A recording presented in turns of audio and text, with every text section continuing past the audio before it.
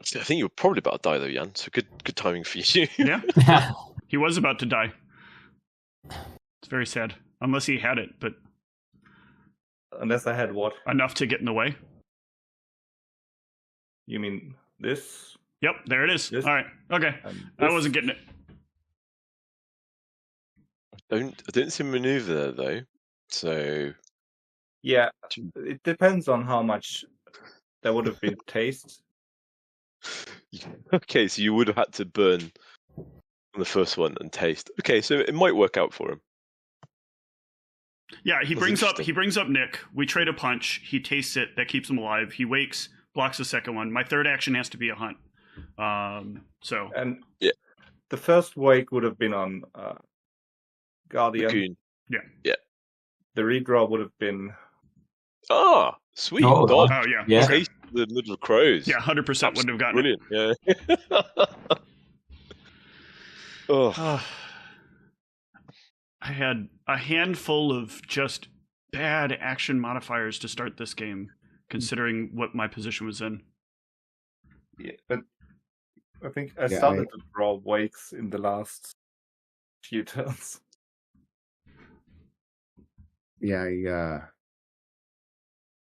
I was surprised that I managed to last it. It was looking pretty dire for me at the beginning. Yeah, but I started throwing bounce cards. Yeah, okay. Well, I mean, I figured you had to have some bounce in there because obviously you were playing a ton of wakes and nullifying all my corpse rushes with Juliet's one maneuver. There's no fake out in V5, so no. But they are on the list. Are there traps? No. Traps. No trap and no fake out. But I believe fake out is in the draft kit. Mm. And I don't recall if trap is in there or not. What, boxed in? Yeah. I was mostly sad that there were no sawed-off shotguns because that's what I wanted. For there's 244s in here because those are V5 legal, but I would have preferred shotguns. But yeah, I mean, in my opinion, I think the draft kit's the perfect spot to replace the 44s there with sawed-off shotgun because in draft a maneuver in 2 is really strong, powerful. Yeah. The taking the hit back on the sawed-off is reasonable in the long run. Yeah. In particular, there's all the hunting grounds in there anyway. Yep. Yeah, the and 2 copies of each clan's hunting ground. So yeah. But this was a fun one in that I thought for a while that it looked like Inez and Steve were going to kind of run away with it because they formed a voting axis, and then Jan held on long enough, and I held on long enough, and I finally started to be able to turn a corner and make pressure on Hugh, but that was only with too little time left. Mm-hmm. So. Yeah, I think this played out very interestingly. And I have to say, I do love a good old-fashioned arguing political decisions in the middle of a game that happens. I was disappointed we didn't have a big one, but we did have one towards the end, and it was a good one on top of it. Yeah, most of my votes passed without having the vote log, so it's not necessary to have the vote log for a political tech to work. Yeah. Yeah, I think to choose the right targets and terms. Yeah, like you didn't even bother to ask. You just handed Steve a pool on each of the first couple parity shifts, and that that got your votes to pass. Like oftentimes I see folks negotiating a bunch of stuff pre-vote. Yep. And then they declare the terms. Whereas, if you just butter somebody up with the pool, a lot of times that's enough. So yeah, I really appreciated the speed with which you were driving the vote deck. You're like, these are the terms. I'm taking 3. Steve's getting 1. Steve's like, I'm on board. Yeah. I was like, yeah. So I think it was interesting there in that second to last one you did, where I did end up voting it down. And I understand your motivation to not kill Jan for me. 100% get it. But I wish my mic were unmuted, because I think maybe the conversation would have shifted a little bit there. But when you chose the terms that you chose, I was like, I think I would have at least negotiated something here. But I don't exactly know what. But I was your next prey, so you couldn't negotiate so many things. Yeah. There's some room, though, for certain things. But yeah, I know you have to keep that in mind the whole time. There's always these swap praise, right? As in, if you kill Jan for me, I'll help you kill Carl, and then we try and kill each other. Kind of and stuff. that would have been the arrangement I would have offered had my mic have been offered earlier. When he first announced it, I had an immediate response to the statement, but I was muted, and so that never ended up being heard. And then we were to the end of it, and it was like, oh, well, shit. That is the downside to online. I've got an Ancilla empowerment in my hand. Just to get my last VP if Carl didn't have the delaying tactics. There's a VP for Carl as well now. Yeah, but I was going to get a VP anyway. Yeah, and I think so that's 100% a table win for me. Yeah. Yeah. yeah, I was not fibbing, as you saw when Hugh's owl companion spied my hand. I was holding that delaying tactics. So yeah, I wasn't trying to bluff you away from me to Steve. I legitimately would have delayed that, and so I really thought there was a chance that you could get Steve. And what I was concerned about at that point, not realizing where we are on time, it really wouldn't have mattered, but was that I would have liked to have seen Steve take 3, because if he gets Jan, then he really only effectively gained 3 from the owls.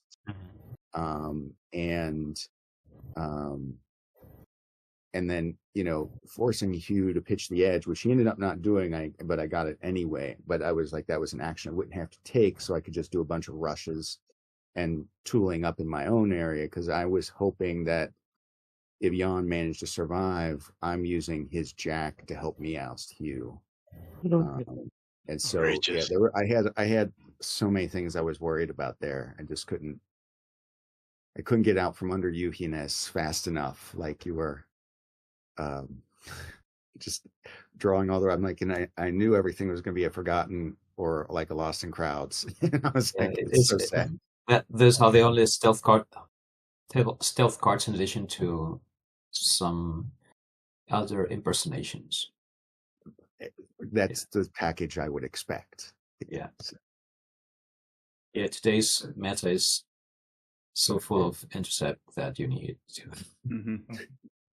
to get things done. Yeah. You need to see the cards that let you get things done. As I have experienced over here when in Oblivionless La Sombra, apparently. So you skipped a bleed for 1. Just like when I was all tapped out.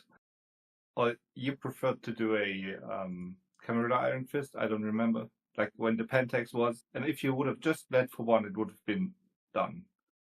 Oh, yeah. When I looked at the table, it didn't seem like that was what was going to end up happening. With the way your actions had been and the way you still had the Warsaw Station available. Yeah. So sure. I had made the assumption there was no way I was getting through with the bleed. It was a bit earlier, but yeah. Okay. But yeah, So go ahead. Hugh, what was the subpar card that you were trying to feature? Because I really didn't see you have any subpar cards in your deck. I'm overly using Owl Companions and Dominate Kinds to see if you can just play them in a different way. there's too many locations going around that you're spending all this time contesting, which is much more fun if you can actually just go, oh, there's no need to contest this. You've already paid for it. I'll take it. And you can use the Owl Companion to just, I don't know, be a bit more savvy about when you need to use cards. So, like, I had an Earth Meld when Steve sent me to Torpor, but I was like, it costs me 2 now, or I can take the guaranteed hit right now. Come out of Torpor seems fairly straightforward. I can keep the resource for something later, right? I just want to try that out because I've not really used Our Companion for probably about 6 years. Used to use it a lot with Mirror's Cool because you could, get everything out. Vultures buffet them if you didn't want them, all that kind of stuff. And at the moment, if you're playing a lot of animalism combat cards, you're wasting so much up front, and then someone's being mean and just earth melding anyway. So it just seems better to have that little, do I need to front load or not? Yeah. That was all. My deck also back to Dominate kind, just in case. Yep. I think I'm running one in here. Yeah, I'm running one in here as well. The nice thing about Old Companion is that you could burn it for Pack Alpha Superior as well. Exactly, yeah. So it's like it's free, and it suddenly becomes 1 hand strength, which someone's not thinking about. Agreed, and you're less worried about it. Yeah. Although I seem to have drawn like 7 retainers, and then finally drew a Pack Alpha, which there's only 8 in the deck. Yeah.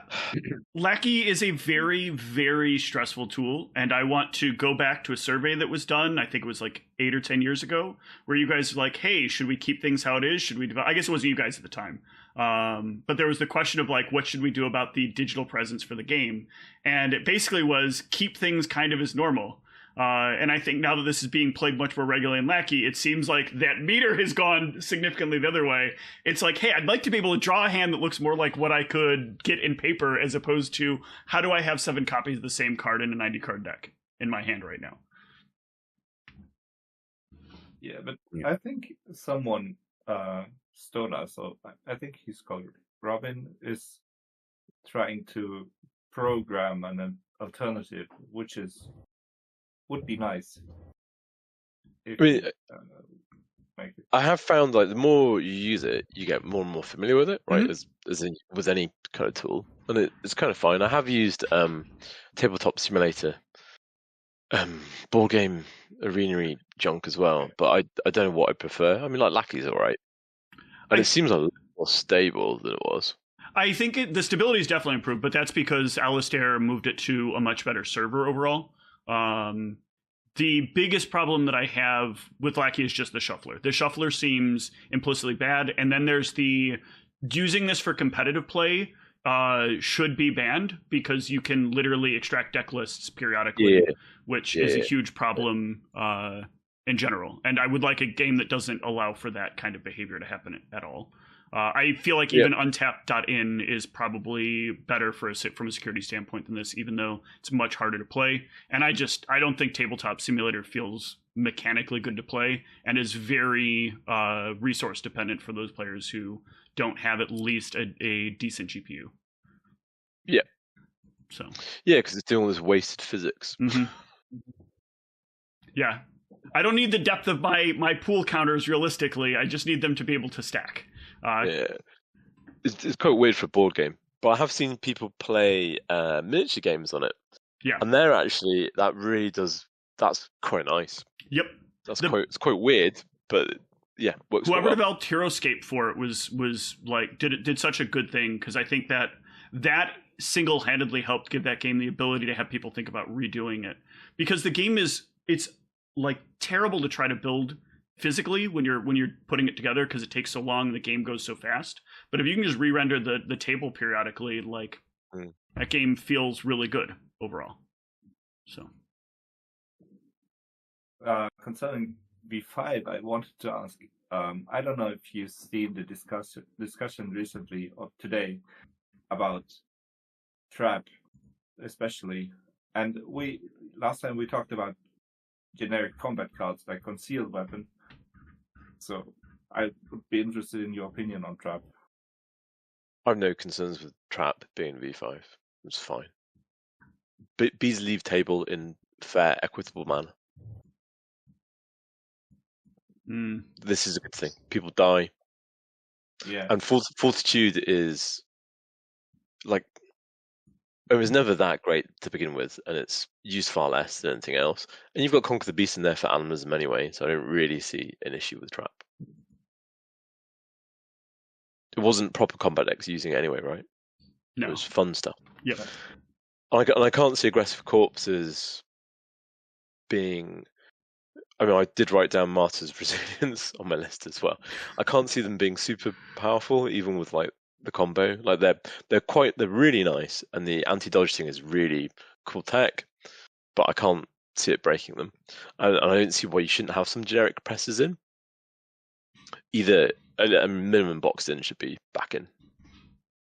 I having played corpses a lot and building this for B5, which of course limits my card pool, you know, like things that concerned me to even think whether or not I could oust. And of course, like the game concerned me with having to go backwards so much for other reasons. But in this case, it was like, you know, obviously we talked in the opener about like Dragonbound, right? Events aren't there. So like me getting you down, like I was maybe a turn or two if I got the right cards away from, you know, depending on how Jack messed with your pool of getting and blood total of getting you in torpor, right? But it was, you know, like, you know, I had to get rid of my fame early because I was looking for more defensive masters, blood game masters, and you know, I could recycle it because of Mora. But you know, like besides fame, like I can't afford to play tension because my allies die, right? So it turns them from being a relatively good value proposition at 2 blood into 2 blood in a pool, which I really can't afford. And then, you know, like there's just like that kind of wide horde rush aspect just feels like it sort of stops short of being able to oust. Now, my non-V5 versions like run the Catacombs and Ritual Goblet. So I'm rescuing the guy Fame dunked at 1 stealth twice in a turn to keep rushing him. And I've done 9 pool damage from Fame, you know, with corpses and redunking in a turn. And it's pretty cool when it happens. But yeah, the tech that, you know, makes that work is Catacombs, which is not in V5. And if you have something like that, you can get around the need to have a Dragonbound because I can use my rushing to kind of clear their space. I can have a Codex, and I can have the ability to rescue redunk as ways to deal pool damage to finish someone off, right? You can still do it with a Ritual Goblet, but now I need to have stealth if it's not, you know, if they try to block, and I don't really want my, you know, because they might just suck it up and be like, well, I can block the redunk, rescue, and because my vampires are weaker than my allies, right? So there's, you know, from a standpoint of a couple of things, Catacombs might be interesting. Also, Humanitas, which I have too many masters to run, might be interesting to allow that kind of Fame redunk approach,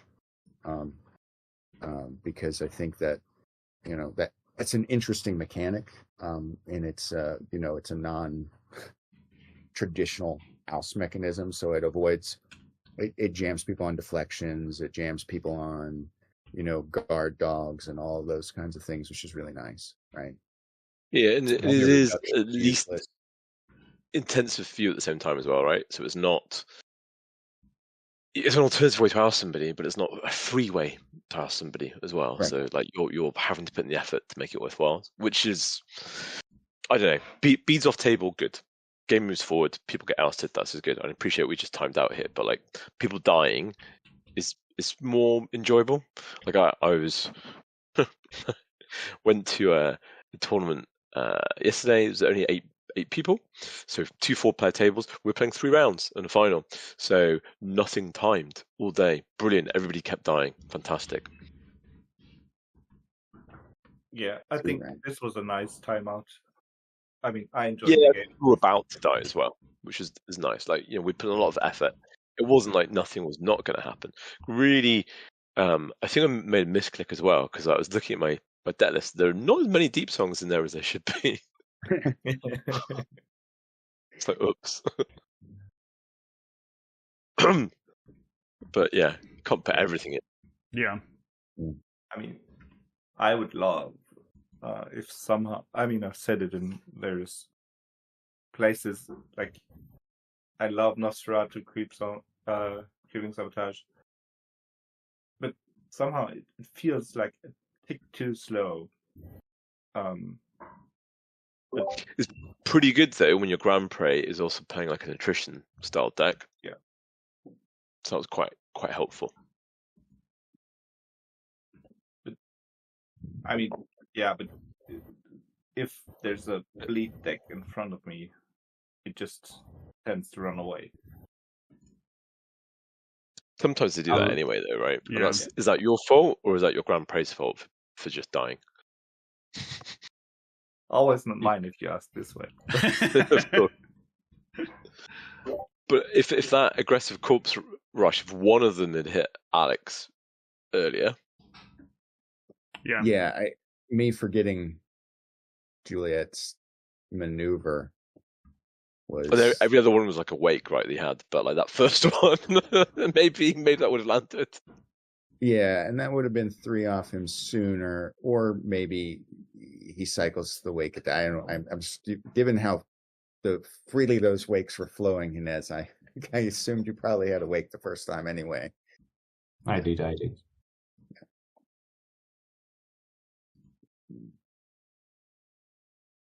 So yeah, quite enjoyable. So did you feel, Inez, that there was, as you were building in the V5 only, that there was something that you wished you had for that deck? Oh, this deck is almost the deck I normally play in tournaments. Mm-hmm. It had 2 DIs, 2 direct interventions, and a Cryptic Rider, which is not in V5. So, well, I removed those 3 cards, but the rest, I added a couple of villains and what else? Another impersonation. So the deck is I mean, basically it works perfectly well. It doesn't need many modifications in order to be played in a V5 environment. It just really works. Well, I know we're not getting direct to dimension in V5 because Hughes already said that. What about Cryptic Rider? Is that ever going to make V5? Hold on. To be fair, Hugh also said we weren't getting Eagle Sight, most likely. And there was one other card in that he said we weren't getting that we ended up getting. Yeah, I mean, Eagle Sight becomes more acceptable with the other options available, right? So it's about trying to stop people's brains fusing, and the artificial steps for both DI and Eagle Sight are problematic. Eagle Sight, we spent the effort of trying to write that article and then slightly erroring and rewriting the article to try and help. That was the point of it, because when I certainly judge ECs, the amount of questions on DI, the amount of questions on repeat action in general, and the amount of questions on things like Eagle Sight and timing. So try to explain to somebody that you've sort of, without saying you've declined to block, you sort of declined to block because they've played a conditioning, so impulse has gone back to them. That's just a bad situation. Let's try and make it cleaner, right? So there's all these sub-steps in actions. Cryptic, I can't see any reason why not. I mean, DI is painful. You It get is. you get get far. people ousted, so yeah, critic Yeah. writers. It's People We already dying. have is- Malkavian writer clause, but that's entirely different thing. You could have Yeah. used that this game. Would have been brilliant. I could have used it, yeah. I was tempted to add it to the deck. What if I may ask, what made you not? I wasn't expecting any other vote decks today, but Okay. Gotcha. just rush, bleed, things like that. I feel like, though, V5 is filled with accidental tables with a lot of voters because there are a good number of titled vampires, which I don't feel like wasn't by design. Like, I feel like this was an intentional decision to kind of make sure that there was enough votes peppered in on vampires that mattered, to make sure that, like, a table would always have each player with at least one or half a voter on the table. Right? Was that true, or is that just it happened to be that way? That's different than Rider Clause, though, because Rider Clause needs someone else to call a vote, right? Not just, Yeah. But so you're not You expecting look at all of these Baron decks, right? And particularly with the Garibaldi, you see an enormous amount of either Reckless or Rev Councils or whatever just flying around. Mm-hmm. Just one or two copies. I guess in the same way where if you were playing like some kind of cheeky vote deck, bleed deck with a load of incidental titles, you might throw in Anarchist Uprising. You might throw in certainly the big ones that obliterate the Weenie Ravenous Clown cards across table, right? Mm-hmm. So there's always some option. It's just it becomes a dead card, right? For too much of the time. Oh no! I just realized I was forgetting Rider Clause was on somebody else's action and not on. I thought it was. Yeah. I thought it was bimodal. I thought you go action modifier or reaction with it. That would perhaps be a bit too good. Yeah. If if Cryptic Rider is sometimes might be in the format, you could chain them. So because I think you can play Cryptic Rider on a automatically passing referendum. Yes, you can. I mean, the value of Cryptic Rider being in V5 is, well, you need to get the rest of the Justicar votes in because some clans are still missing their Justicar votes. Mm-hmm. But, you've got the old Jihad Justicar Cryptic Rider vote push mechanism, right? Which, I mean, I have a non V5 deck, but I have a deck that has the Brujah Barons and then all of the Brujah weenies are camp, right? And I'm making Child of the Revolutions and Embraces and calling the Nas Justicar vote and Cryptic Ridering into Reckless Ag and more titles and taking vote control wresting vote control that way from the table. It's fun. It's not top tier by any stretch of the imagination, but I mean that's a classic vote strategy was Justicar plus Cryptic Rider, which would be interesting with the Banu because of all the things they do with Alamut and etc. Right? They could really lean into being more votey clan. They've got Black Throne, which is 2 votes. So there's some interesting stuff that could happen with it. Not in V5 is of course Praxis Cedra Istanbul. So if you're doing non V5, you can double up on those guys with 2 +1 vote per vampire. But yeah, Rider seems interesting to me as an ad. And honestly, I don't think it's an issue that there are as many votes on the table, because, I mean, this game showed it quite nice that you can just form an axis, just try to get everyone on board. And I don't feel like it should be easy to have vote lock, because then it's just another way of bleeding. Yeah, I think that the way that this has been done, I've said this before, but I think that the way that this has been done to be willing to create more powerful vote cards that are acceptable because there's less of the ease of being able to push them through is great. In some ways, I feel like though releasing some of these cards in a larger ecosystem is a bit rough. Like Iron Fist feels really strong for decks that are playing the inner the inner circles decks or stuff like that. But it seems like the rest of that meta has kind of adjusted around it anyway. So overall, like I think this was a good job done.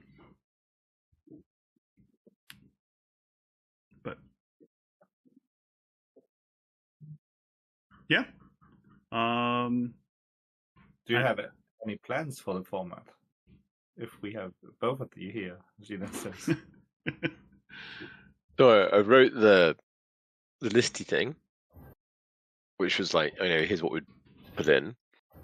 And at the time, it's kind of overly complicated because we're releasing all these random NC, GP promos, etc. I was like, oh, actually, that's too messy, and most of them are just alternate pitch promos. It's supposed to be a bit of fun for somebody, but if you randomly put them in, but some of the cards are difficult to get, I'd rather have them in when we put them in some kind of anthology that makes it more accessible. Certainly when we look at, we talked about the Nosferatu Barons, which I'm not sure if they turned up in anything else, right? So you can buy them on drive-through, and you can buy them on Game Pods. Yeah. Not yet. Not yet. No. But that takes time. So it'd be easier to put them in something that's, this kind of size, and what's in it, and it's also cheaper for the player because you're, very happy with people buying stuff from drive-through and game pods. That's why they're there, but it's costing you 35 cents plus shipping, right? You're getting 90 cards for €25. I mean, less than that, but yeah, that's better value. Yeah. Related to that, by the way, how are you making that value work out? Because I saw some people that were hawking Netrunner, and the same stack of cards is costing almost 3 times as much. So, I mean, just want to reiterate, like, you guys have a great value in a product considering you're self-publishing. So we do some things slightly differently to the folks at Null Signal Games. Mm-hmm.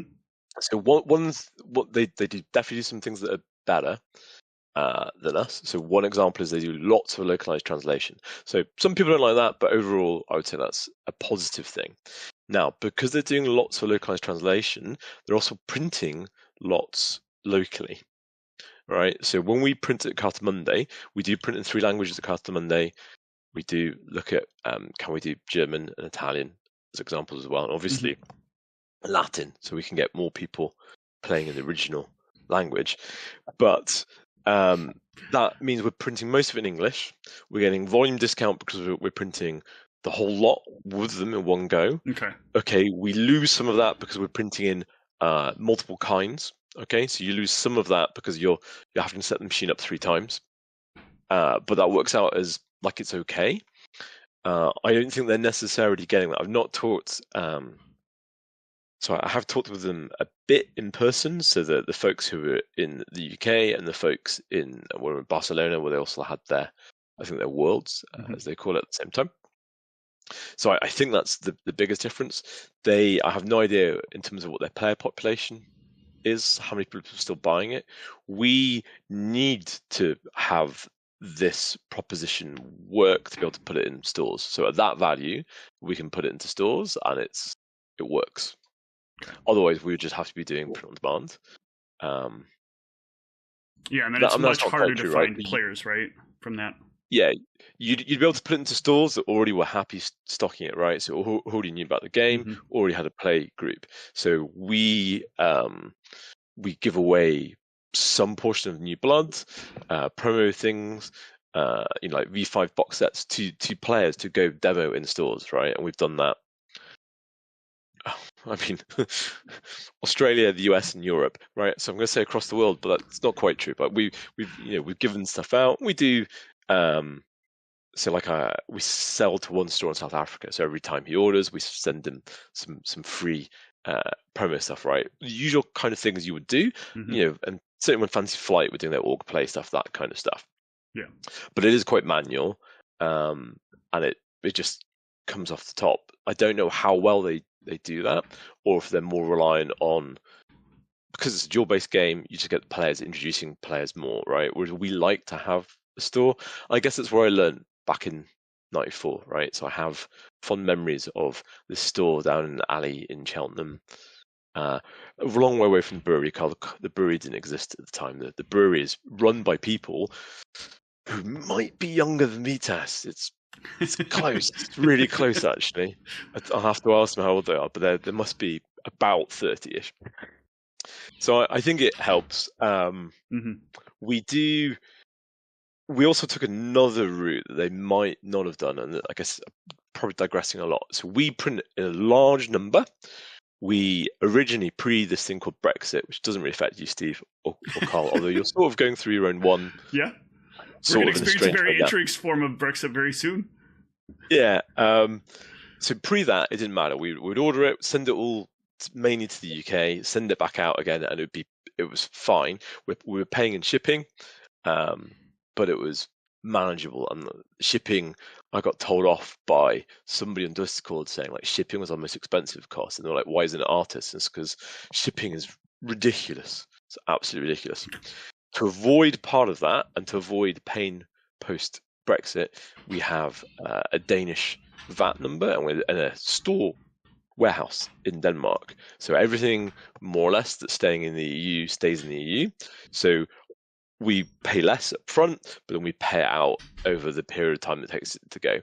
That's quite dangerous with the languages. So like with English stock, we've printed Brouillard starter decks, as an example, 3 times.